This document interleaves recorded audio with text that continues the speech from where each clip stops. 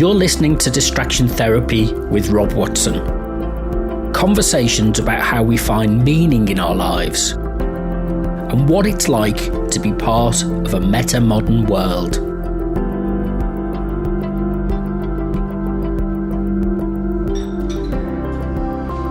Hello, Rob Watson here, and this is Distraction Therapy, and I'm joined again by Ryan Clayton. Hello. And I'm trying to get started this morning. We've come into Leicester for a coffee. The caffeine hasn't kicked in yet, and we're just going to sit and have a chat for a while, as ever. And we haven't planned what we're going to talk about, but we think we'll kind of, as the caffeine kicks in, we'll be a bit more ebullient. Is that a good word to use, or is that's maybe the wrong word? But a bit more forthcoming with, or I will. Yeah. I wish I could say I'd heard that word before. Well,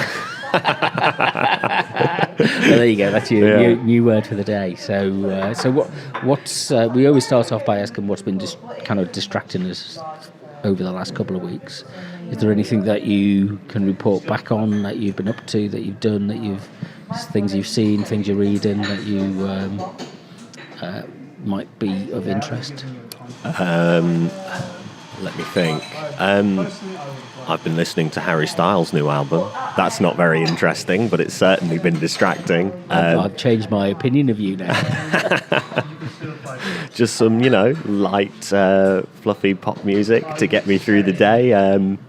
What else? I've been starting to watch The Umbrella Academy on Netflix because I really loved those comics by Gerard Way. Just really fantastic reconstruction of a team superhero story through a very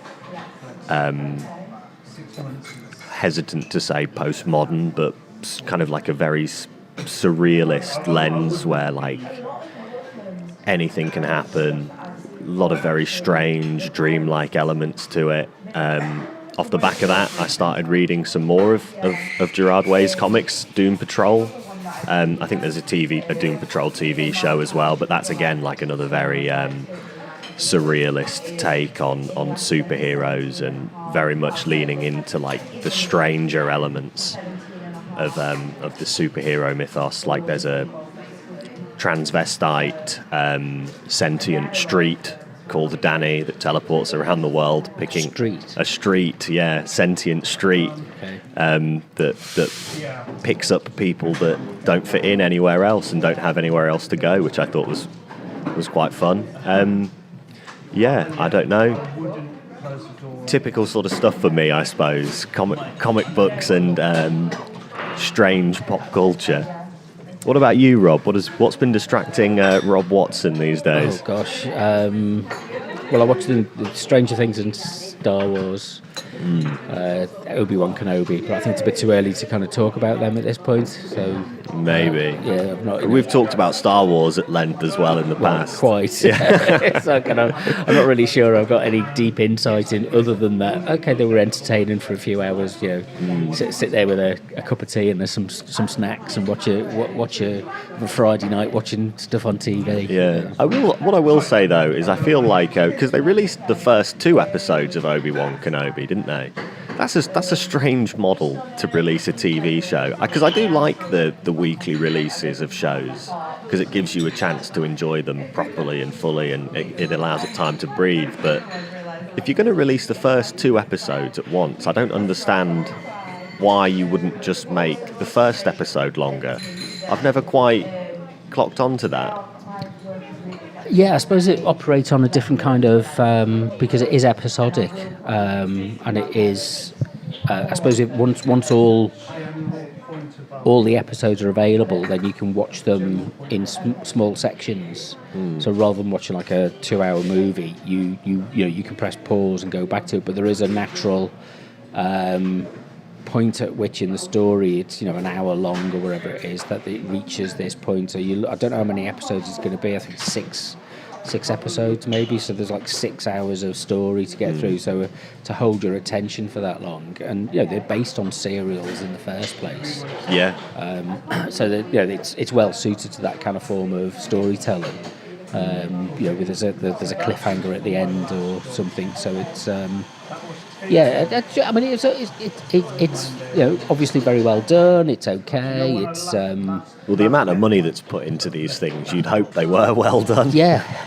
Well, you would, but sometimes they're not, are they? So, because there's kind of how far can you go with these things, and how much can they, kind of be put on a pedestal. And I think the danger is that there was a lot of hype built up over the last few weeks about this, that they were, kind of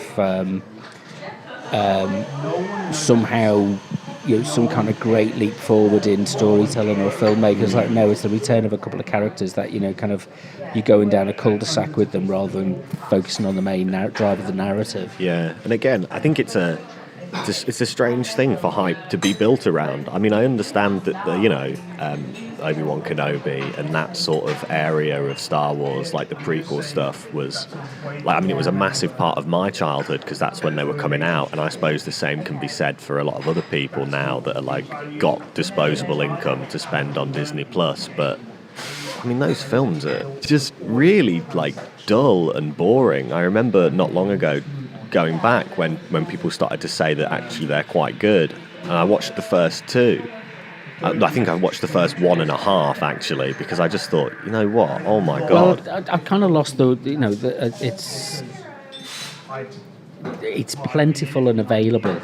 You've got them. I've got them on DVD, Blu-ray. At one point there was there's a satisfaction from watching A New Hope and Empire Strikes Back, because they just happen to be well-crafted films, and it's almost like something you get them out of the box and they tell themselves kind of stuff. Whereas with the others, you're right, the prequels are laboured, and but then they're trying to do a different kind of job with a very new at the time kind of filmmaking, which is a lot of digital techniques which hadn't been done prior to that. I mean, that is impressive, I'll give you that. But it's more so the story of them that I find to be really boring, and the way that they're told. It's like... Yeah, the character arc of the fall from the hero was kind of... It was like a bit like kind of painted by numbers, really, wasn't it? It's kind of... the motivation wasn't really felt. It was explained, when you had to go through the exposition of it all and everything. So, but that was, that it came from the same mind as the people who, George Lucas's head. But you can go down that, you can get into one of these big fanboy things about Star Wars, and it just becomes endless. Endless hours on YouTube of people pulling apart the minutiae as if it actually matters and it makes a difference, and it's like, go and get a life. Yeah, I don't know. I do understand it, to be fair, but it felt like, even with those New Hope and Empire Strikes Back, I like those films because they're good films, but they're not, I don't know, once you've seen them a couple of times, okay, I get it now. Well, it's not Dr. Zhivago, is it? No. It's like, God, I mean, it makes me sound like a snob, but I'm not. I feel like I'm not a snob, but I don't know. There's something about Star Wars that just doesn't do it for me. Well, yeah, and it's okay on a certain level, but if you're looking for, deep, it is. I know it's like that kind of Joseph. Lots of people got excited because, Lucas used, Joseph Campbell and other people around that time in terms of explaining, constructing the narrative and constructing the archetypes with it. It was playing with that very well. But you can overread these things. It is a form of entertainment and escapism. And I think you get caught in the hype machine of overselling it, and that it becomes a self-fulfilling prophecy that this is somehow culturally important, when it's only part of a cultural mix of things, rather than it being, I mean, if you put it in the context of, certainly Western culture, it is a momentary expression. There are things that have been and gone. Equally, have been lauded in their time, but which are now forgotten about, and which kind of were regarded as kind of a classic would be something like Charlie Chaplin. No cultural resonance today. No. And yet, in the 100 years ago, it was the most significant, kind of creative expression on the planet, with millions and millions of people adoring that kind of work. Yeah, it's interesting though, because it part of me wonders, like, with these Star Wars films and the TV shows and stuff, how they'll hold up after the same amount of time, because I feel like it's a different experience than it obviously was at the time to go back and watch one of those silent Charlie Chaplin films. I remember watching, oh man, I can't remember. Was it Hard Times? Was that the title? I can't remember. The one which is all about like industrialization and mechanization, with the famous scene where he gets like caught on the conveyor belt and stuff. And that there are elements of those that are funny, and you can sit there and watch them and still enjoy them. But it is still a bit of a, because filmmaking has come along such a long way since then. It is still a bit of a slog to sit through. I wonder if Star Wars will suffer the same thing. Probably. Once the novelty wears off, and that's always the case, and that's and a new generation will come forward with a new form of storytelling that they, and there will be a repeat or a use of different archetypes. And it also, I think it depends. The archetypal nature of these things is quite interesting. Is for something to be popular, it's not the artifact, the product that is popular. It's how popularity is expressed. Does that make sense? I think so. Yeah. So it catches on to something, and it comes to be a symbol of that mood and sense of what is popular. And this is just one of the things that kind of catches that tide, if you like, and gets floated, and extends above others. But the tide changes and things move on, and other forms and other forms of popular engagement take over. I mean, at one point, very much thought in the 1960s that cinema was a moribund industry, and that it was on and they were trying more and more gimmicks and going to more films like Cleopatra come to mind, 4 hours long and hugely cinematic, but doesn't really. As you say, it's interesting of its time, but not really, culturally relevant beyond that. And so it became, you had that pushback, which was the American independence of Scorsese and people like that, and De Palma and stuff, which came out of the 60s, which early George Lucas as well, ironically.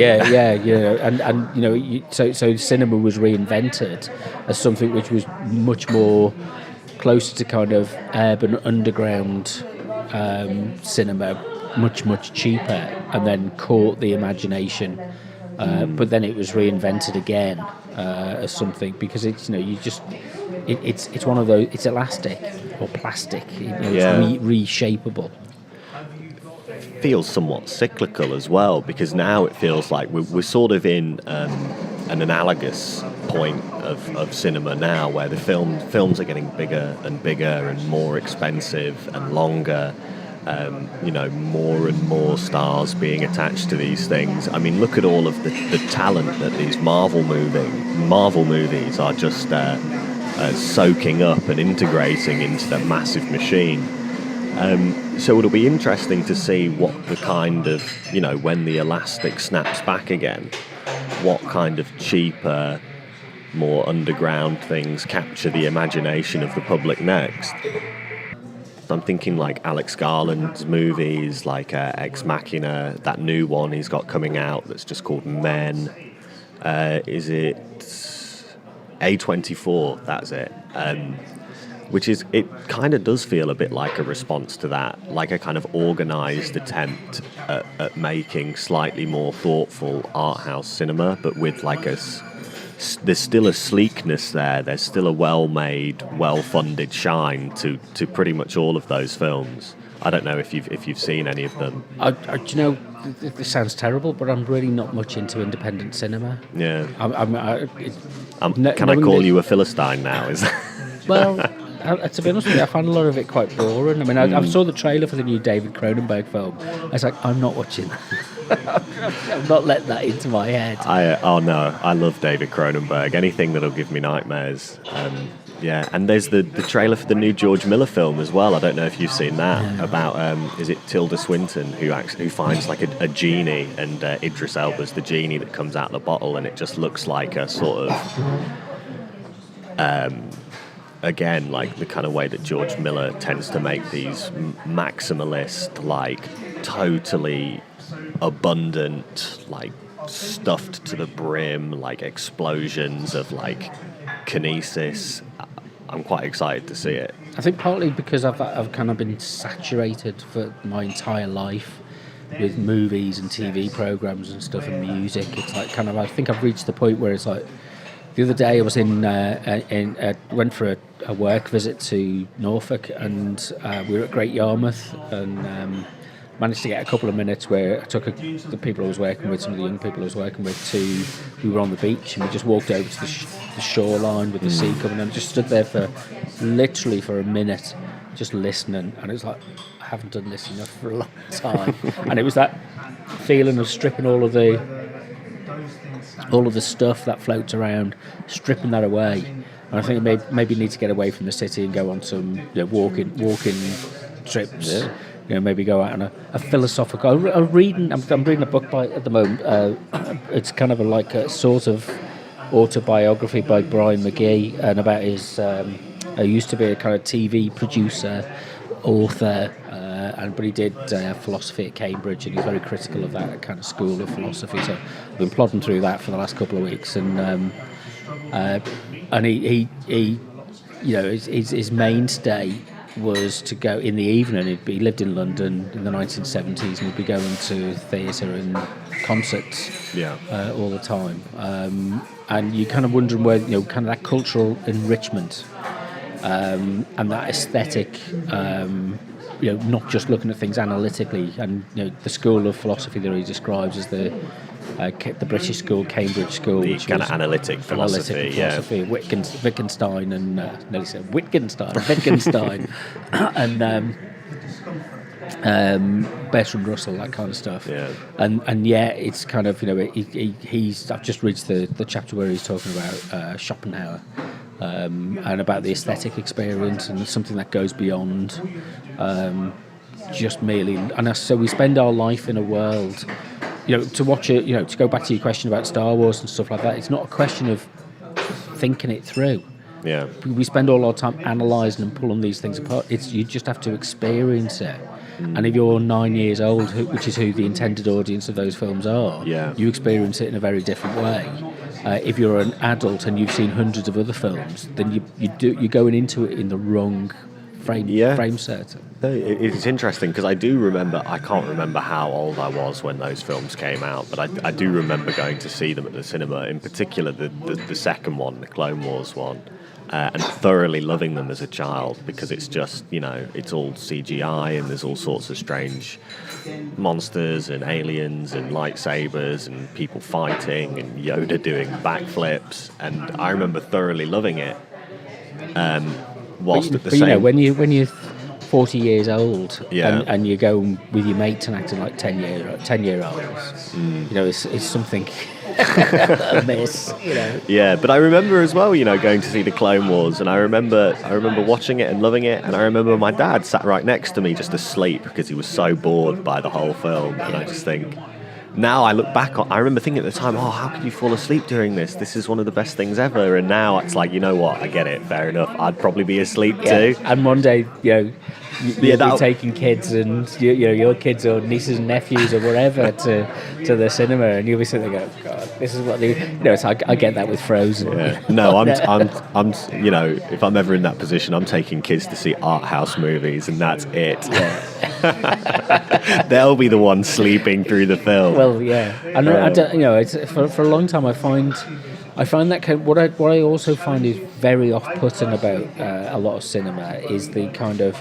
pretentiousness that goes with it. Yeah, and it's a lot of this, film geeks, particularly art house film geeks, are just incredibly knowledgeable about these things, and they know all the minutiae of what the back catalogue of what somebody's done, who was assistant director, who was this, that, and the other, where it was shown, all that kind of stuff. And I'm sitting there going, but it's the world's most boring film. Yeah. Well, I remember as well, because I fell in with, although I was studying philosophy when I was at university, sort of through no fault of my own, fell in with like the film production students and one of the teachers there in particular.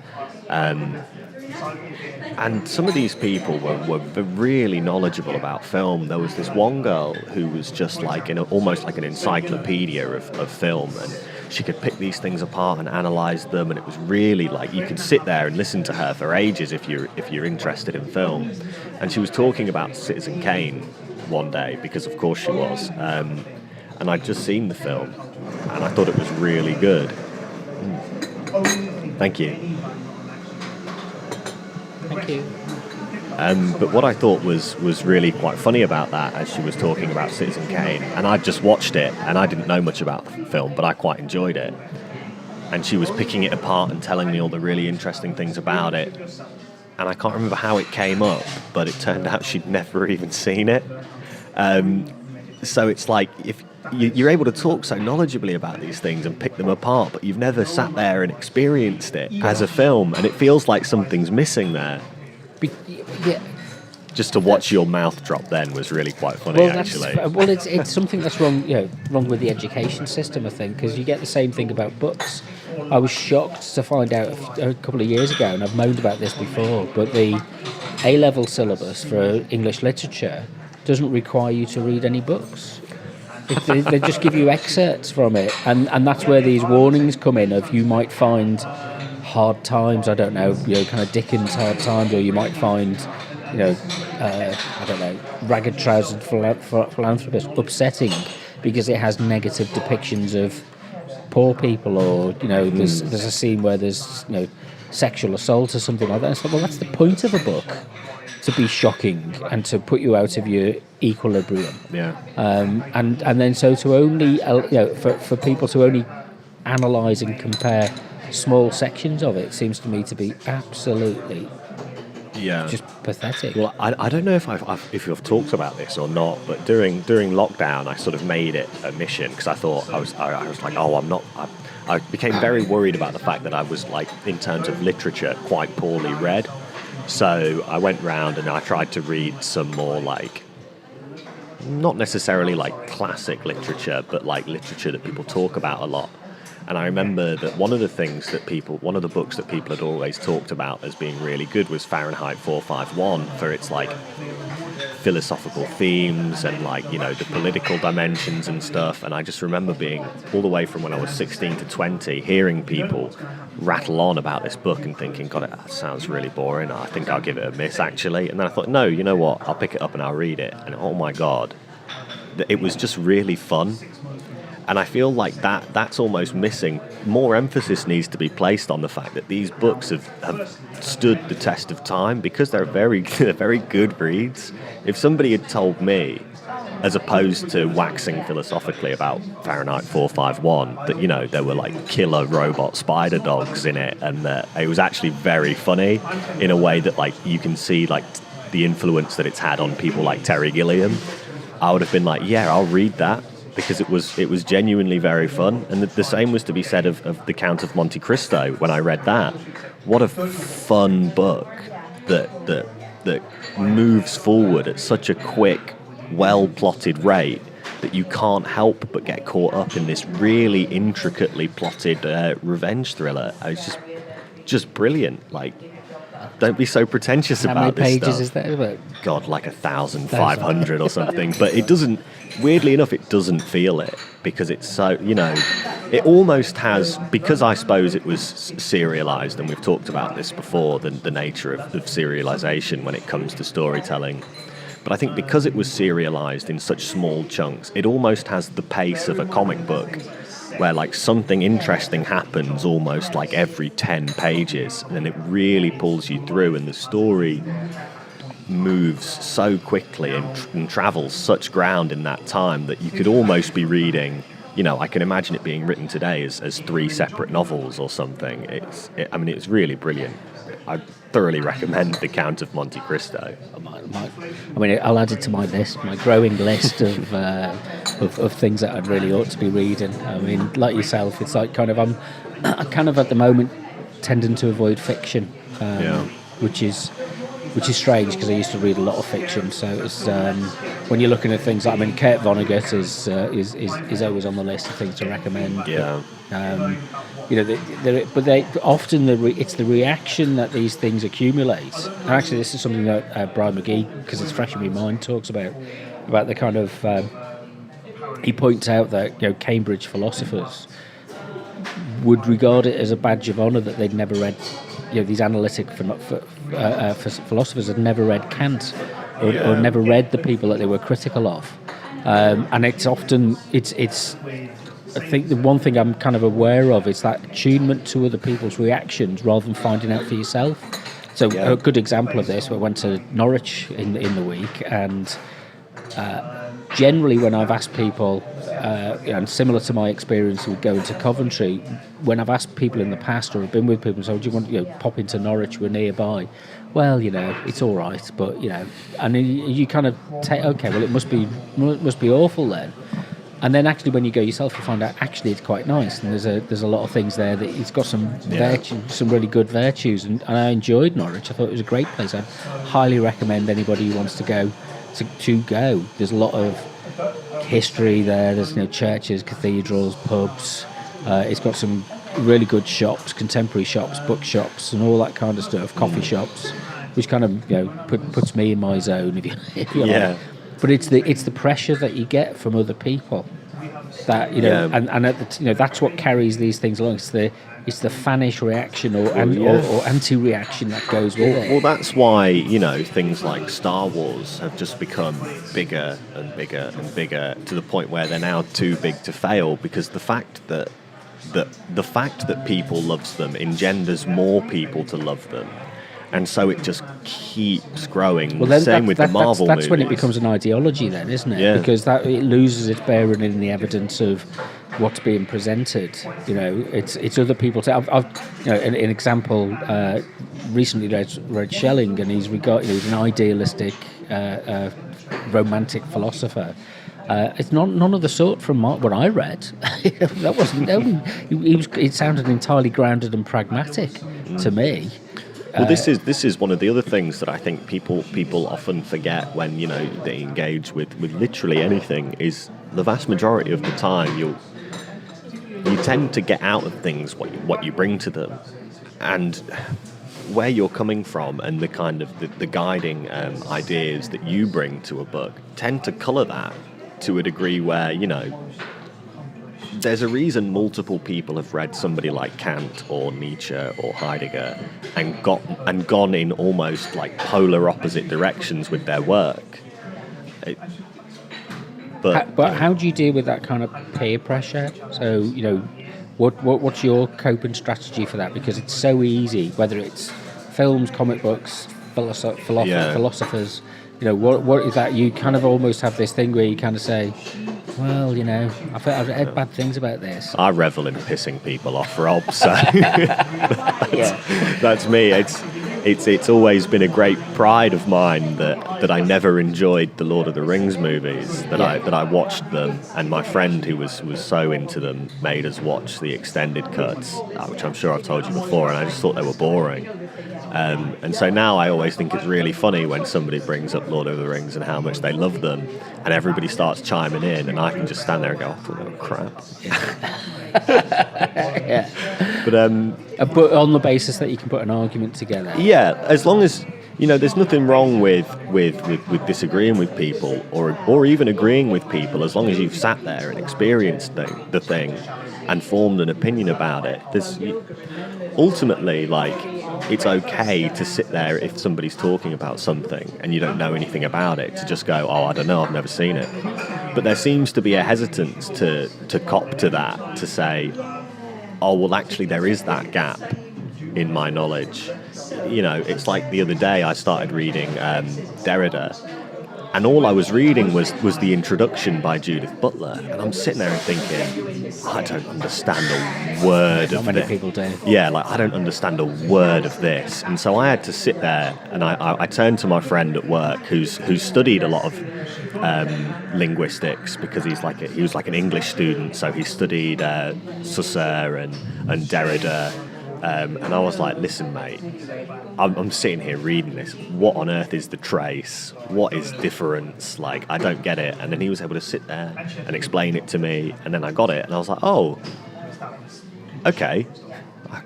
I feel better now. You know, that when you admit that you don't know something, it gives you a chance to grow. But if you just sit there and pretend that you've read it, or pretend that it's ish, or that it's great. But you also have to have that conversation with somebody else about it, I think. Yeah. Because, and the situation can be then wrapped up with you're talking to somebody outside of outside of an institution. So it doesn't really matter. Nobody else in the office is interested in your interests in this. And ultimately, if you're in a university setting, it gets wrapped up in, oh, I've got to agree with what this person says because they're going to be able to give me my... One of the challenges is that people think that things have got to be about something, and that you're always looking for a function with what you're doing, and it's like, no, the trick is, for me, is to decouple from that kind of very functional way of thinking, and kind of it just, you know, it's like me standing on the beach the other day listening to the sea washing over the pebbles and you know, kind of standing on the sand and just kind of letting it is what it is. It happens. Yeah. You know, you just be, and then rather than thinking, well, there's something I need to get out of this, well, I've got a life plan, I've got a set of strategic objectives, I've got there's a load of outcomes that I want to get from this. And like, no, you just got to let go of all that kind of life stuff. plans. Who needs those, Rob? Well, do you have a life plan? No. I'm not sure I ever did. Hence, I'm a massive, burnt out old fart. God, it's like looking into the future almost. Oh, maybe I should get a life plan. You should indeed. Lest I end up like Rob. No. I don't know. I've never, I mean, we started doing these more out of a sense of like, I don't know, what else are we going to do? I mean, I got into contact with you because I was working for a local charity, and they said, oh, you should go speak to Rob. He's really good at like radio and radio training and stuff, and he's very knowledgeable. He's like, all right, I'll go.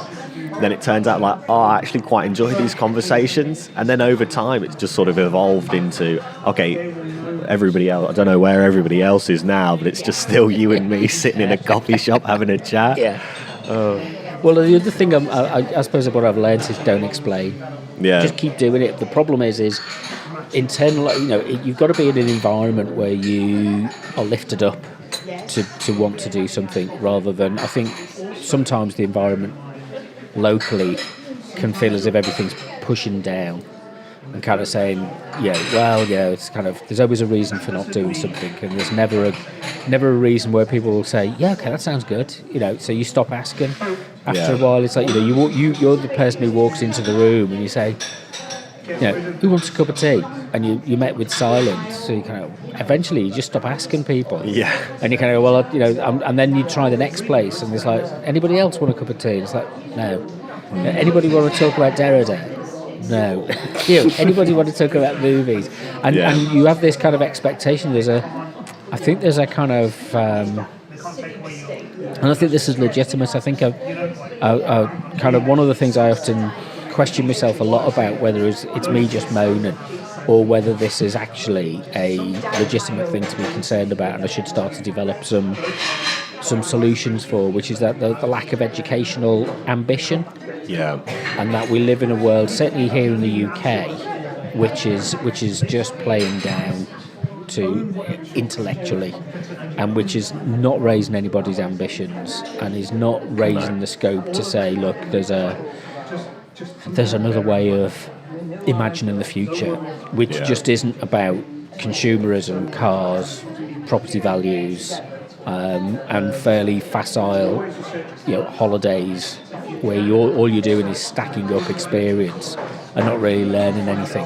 Yeah. And I think a good question, if you stop most people in the street and say, what have you learned recently?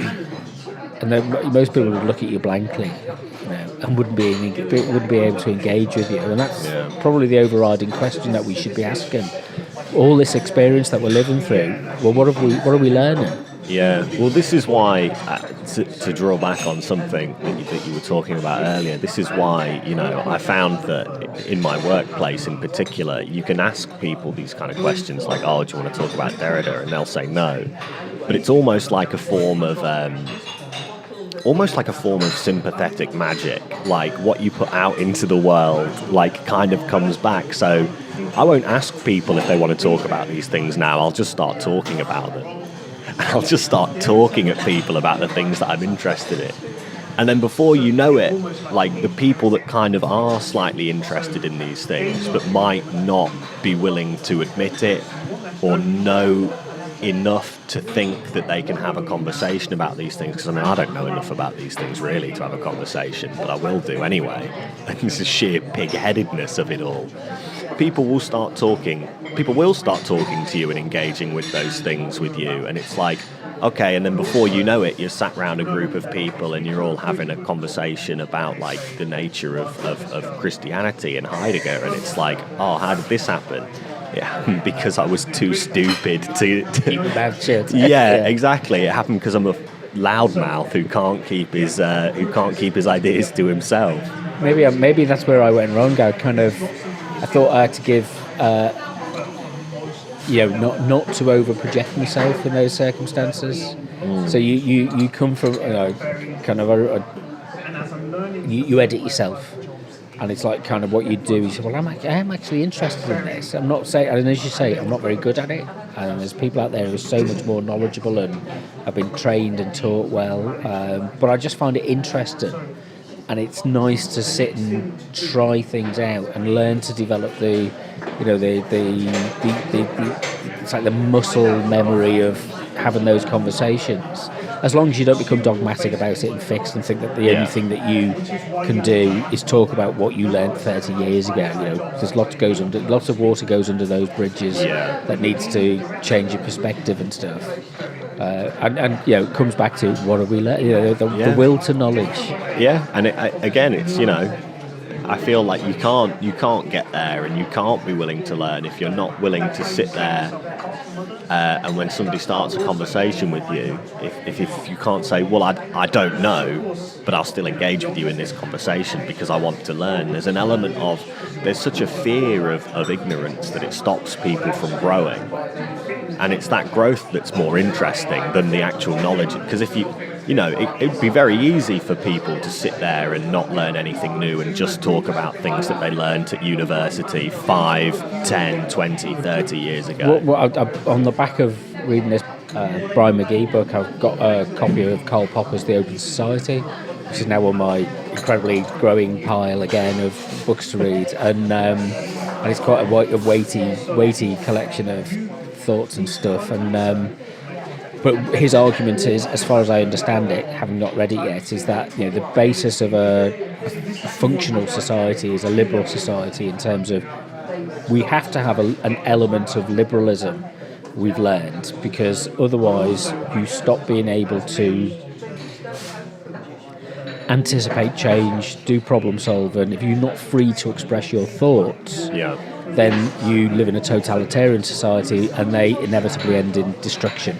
And kind of the society implodes in on itself, or it picks wars with people to assert itself, but functionally inside it's kind of broken. So that model of kind of liberal thinking, which is not very fashionable today. There's a lot of it kind of gets criticised as if you call yourself a liberal, it's like mocked almost by many people.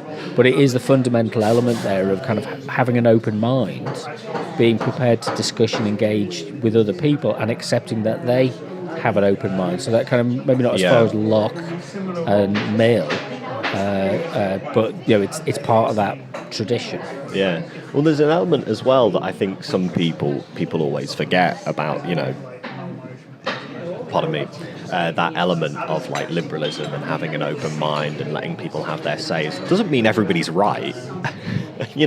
People can still be wrong. It's not like suddenly truth disappears. The idea is simply that, to my understanding of it is, in a liberal society, if you allow people to talk about the ideas and discuss them, inevitably the truth will out, because those poor ideas will be weeded out and destroyed by the better ideas. And then before you know it, you keeps going, and people keep talking about things, and things move forward at a natural pace. And we don't have. I mean, do we have enough deliberation within our culture, within our society? Are we locked into, there's massive issues and challenges and problems which almost can't just be talked about, or some things which are over talked about.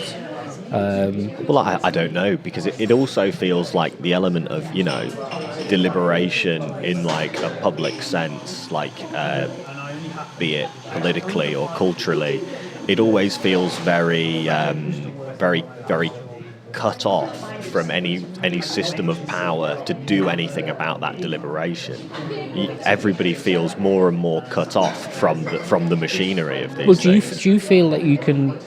And feel free to ask me impossible to answer questions. Do you feel that you can take the role of a public intellectual? Would you put yourself, you put yourself, would you be accepted as somebody who is I hate this phrase because it's a really dodgy phrase, thought leader?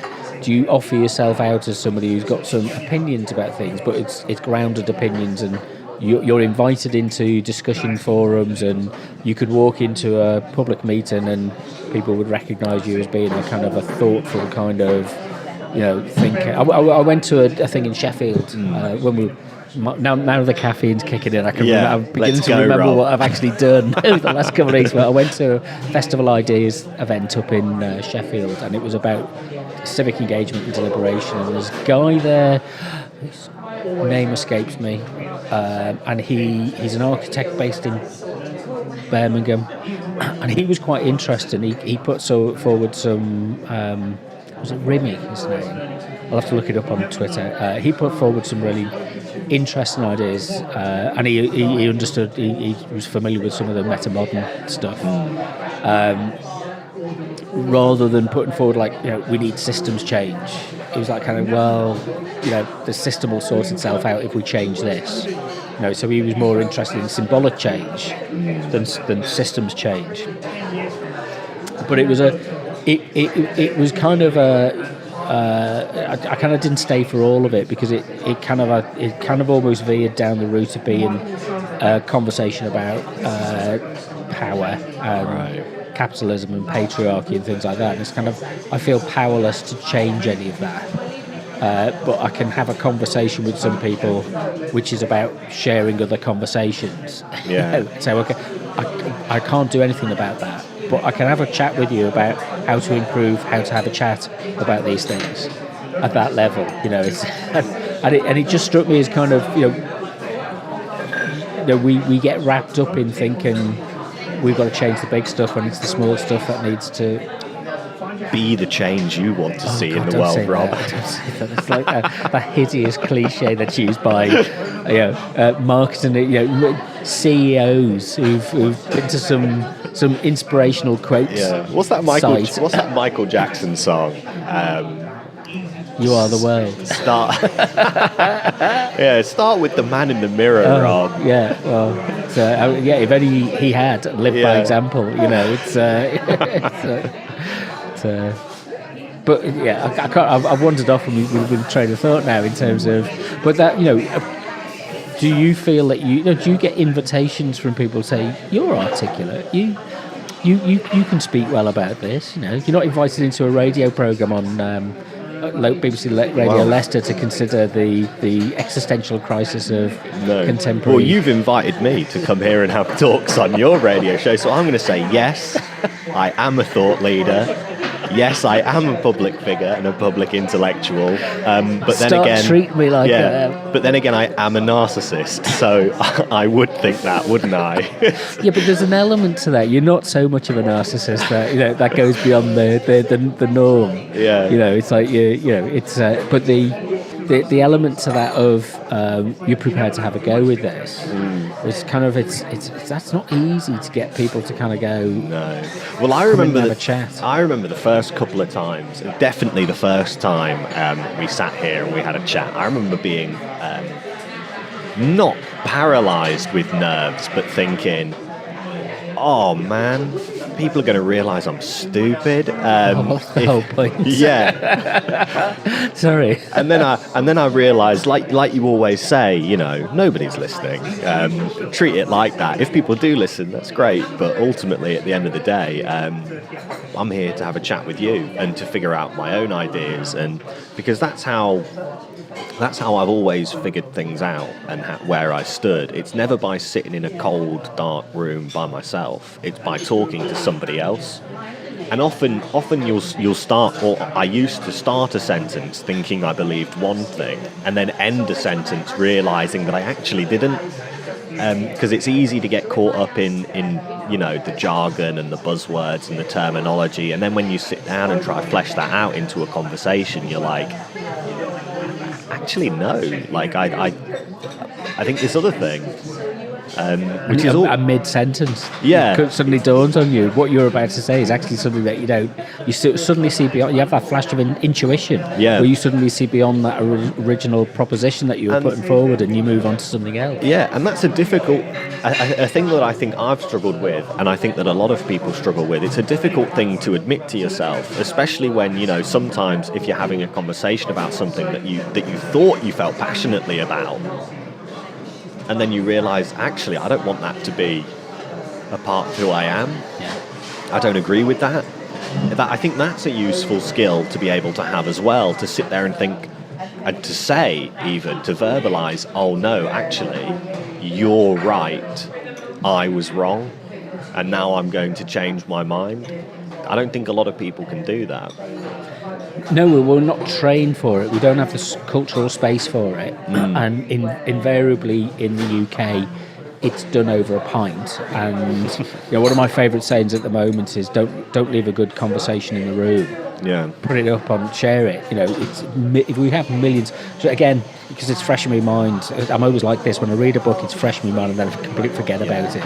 Ask me what I read 6 months ago, and I can't recall. I remember when you were always talking about Coleridge. Yeah, well, I was going to go back to that in a bit, but McGee's talking about, he was a TV producer in the 70s, and he did some programmes with, it was on the Sunday evening Godslot, so kind of 6, 7 p.m, and they did Thames Television did a series of programmes where he was in conversation with a leading religious figure in the country, so an archbishop, kind of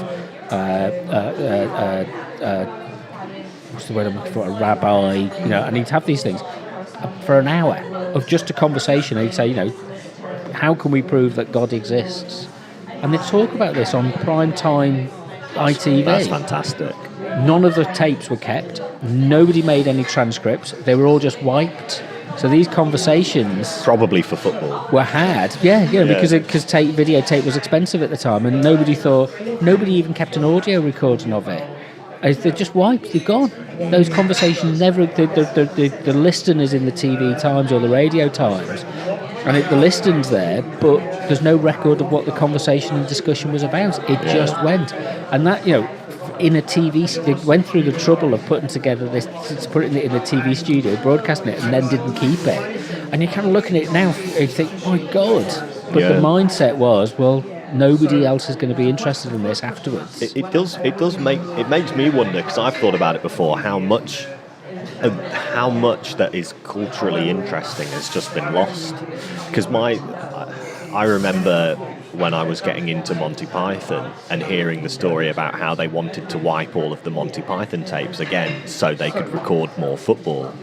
And Terry Gilliam was thought, no, I'm not having that. All of the animation that I spent years and years of my life on, and hours of time and effort and sweat and blood and tears in, I'm not just going to have that wiped. I'm going to buy all of those tapes.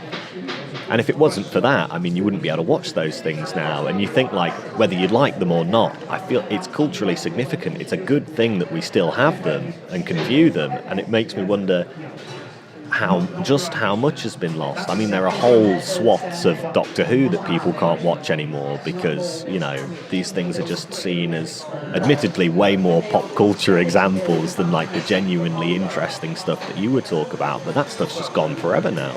Yeah, and that thing of its moment, but we've got the technology now to keep and archive stuff, you know, endlessly, and you know, shove stuff up on YouTube and put it out as podcasts, and for better or for worse. Yeah, and it's like, you know, why wouldn't you want to capture your conversations and put them out there? Because we're going to learn something about the process of reflection. I think. I mean, this is one of the things I like about this process, and reflecting back on the same process is that process of emergence of ideas and thinking. So you need to be in a dialogue to do that. It goes back to Socrates. Yeah.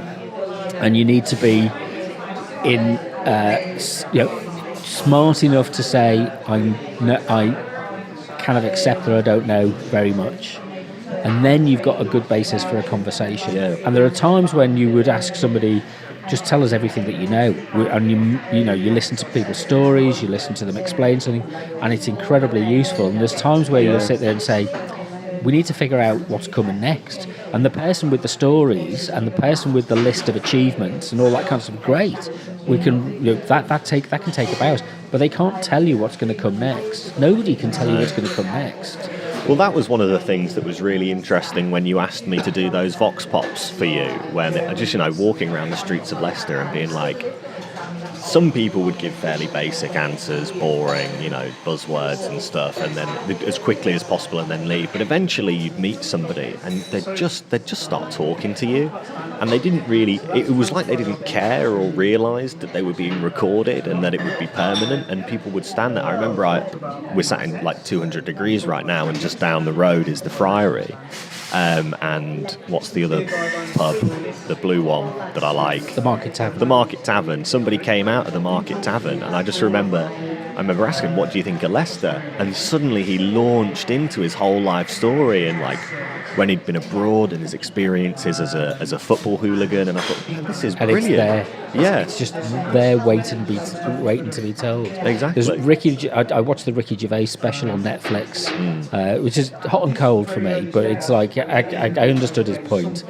But he did make one interesting thing. He said, if you went back 10 years and looked at people's tweets, as people do, looking for controversial statements, nobody was talking about pronouns, you know, or the concern about, you know, should you be able to change and use which identify with different pronouns. It wasn't on anybody's agenda that would be a thing. It's just something that's come into the popular culture over the last 5 years or so. Before then, nobody was even conscious of it, was aware of it. And I thought that was a really good point of expressing how these things change. And they can change in directions that you didn't anticipate. But, you know, the signs are always there. It's just, where do you look out for them? Where are you sensitive to seeing where the new emerging cultural expression is going to come from? And you have to be willing to change with those times as well. You can't sit there and think, well, you know, this wasn't a thing 10, 20 years ago, so I'm not going to engage with it now, or I'm going to be actively hostile towards it. You have to learn that as things change, you have to and are allowed to change as well.